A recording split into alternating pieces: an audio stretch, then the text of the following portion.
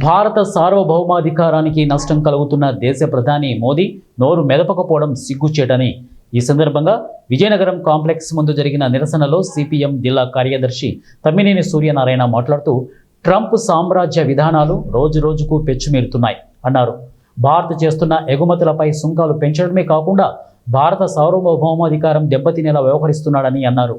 Bharat, China, Russia దేశాలతో వాణిజ్య ఒప్పందాలు చేసుకోరాదని, స్నేహపూర్వక సంబంధాలు జరపరాదని చెప్పడం సిగ్గుచేటన్నారు.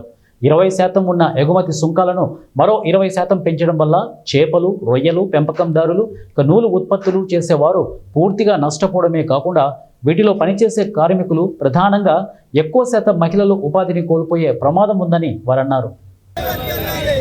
దేశవ్యాప్తంగా అమెరికా టారిఫ్లకు వ్యతిరేకంగా వామపక్షాల ఆధ్వర్యాన నిరసన ప్రదర్శనలు జరుగుతున్నాయి. అందులో భాగంగాను ఈ జిల్లాలో ఉన్న 5 వామపక్ష పార్టీలు ఈ రోజు ఈ కార్యక్రమంలో పాల్గొని ఈ నిరసన తెలియజేస్తూ ఉన్నాం.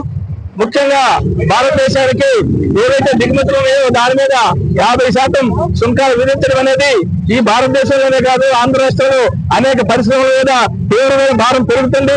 దాంట్లో ఆ ఉత్పత్తులు ఏవైతే ఉన్నాయో ఉత్పత్తులు టెక్స్టైల్స్ కానీ, ఆక్వా కానీ, గార్మెంట్స్ కానీ ఈ రంగాల్లో ధరలు విపరీతంగా పడిపోయాయి. అందుకని ఈ సుంకాల భారం అనేది తీవ్ర ప్రభావాన్ని భారతదేశం మీద పడుతున్నది.